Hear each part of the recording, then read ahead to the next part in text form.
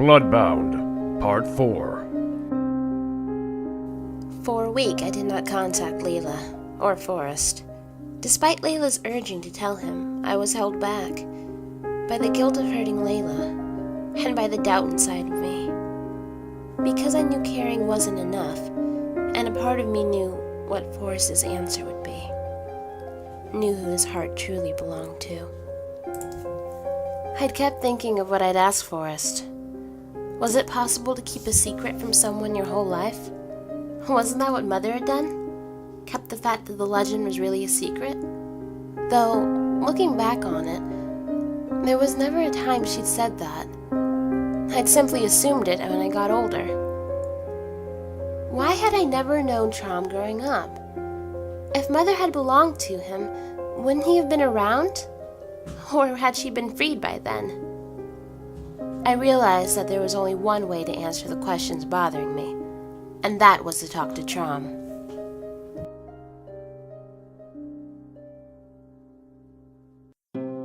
Traum? Traum! You don't have to shout. You didn't come through the mirror. I wasn't home. How can I be of service, milady? What happened to Anana? What do you mean? Why are you calling me milady? You called me Anana the first night. Well, forgive me, I thought you meant... no matter. If you prefer me to call you by name, I would be honoured to. You're weird, Traum. You realize that? How can I be of service, Anana? Would you like some tea? I take it you haven't spoken to him yet? That's not what I wanted to talk about. Then what is? Mother. What do you want to know? When did you first meet her? She was young, not even 20 yet. Her aunt had died without children, so that led me to her. You said she reacted like I did, not believing you at first? Yes, though she never told me I didn't exist. Well, how did I know differently? I might have just finally lost it. Still could have. Except your friend saw me as well. True. So, you met my mother when she was a teenager, and she signed the contract? There was little choice. She was young. Too young for her heart to have found true love. And what then? How do you mean? Did you see her often? Did she stay with you? Not since an ancestor of yours by the name of Ernestina has any of your family lived with me. How did... A war. I'm not sure what one, though your generation doubtless has a name for it. All wars look the same after a while. Stupid? Often that as well, but I was going to say tragic.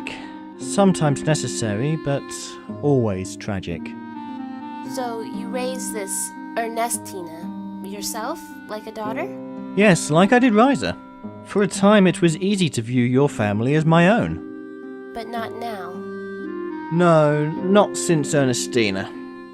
She was the last one I remained in close contact with, the last one I let myself view as my family. So after Mother signed the contract, you never saw each other again?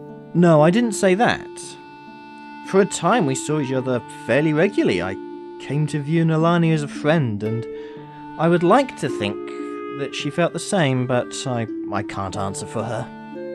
What was she like then? Vivacious comes to mind. Spirited, and Nalani lived life in a way most can only envy. Why did you stop seeing her? Was it because of my father? No, I never met your father. It was... Nalani and I had a disagreement, after which I decided it was best to stay away. What did you argue about? Is it that important? It certainly seems it is. You won't like the answer. It wouldn't be the first time I disliked the answer to a question I asked. Nalani asked me a favour, and I refused. What was the favor? The same favour I granted her, your ancestor. A love spell? On who? Not father, no. You said you never met him. There was... I warned you. It makes sense. It does? There was always something about the necklace that bothered her. And when Layla called the love spell cheating, it upset her. She said something about unrequited love. About it seeming enough. Nothing is like the pain of unrequited love. But love can happen more than once. As you say. Like Mother. How soon after she met Father did... It was void.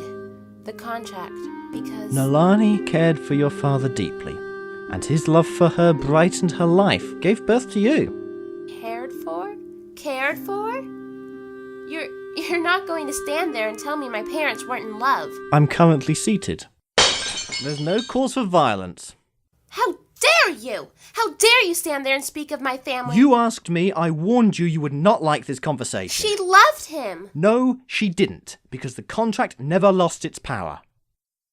Get out. Now. I'm sorry, Anana. I never meant to hurt you.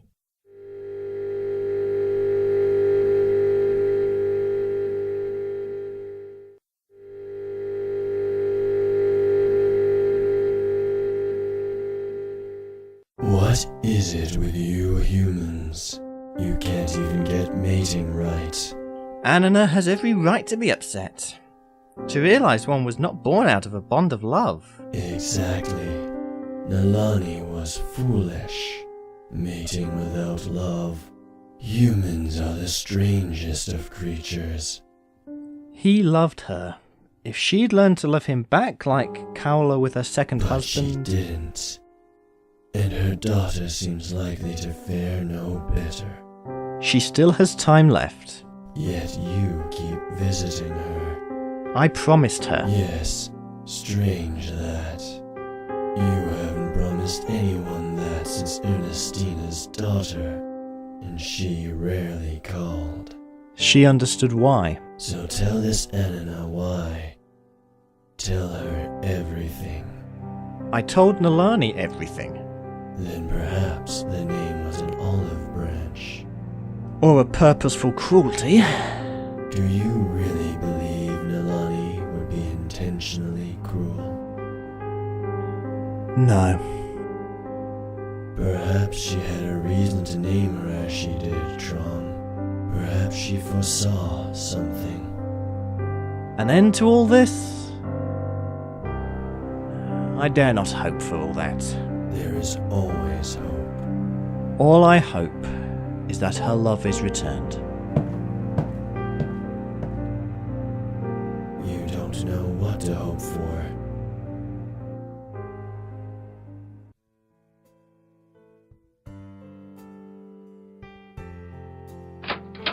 Delivery! Forrest. You haven't called. I saw Layla last night, and she seemed upset. What's going on? Nothing. That's what Layla said. So why don't you believe her? Because I haven't seen either of you in nearly 2 weeks. It's me here. You two can't lie to me. Something's happened. Look, Forrest, I don't want to talk about this. Well, I do. I can't. Anana. Would you marry someone you didn't love? What? Why would anyone marry someone they didn't love? I don't know. I wish I did. I don't understand. Go home, Forrest.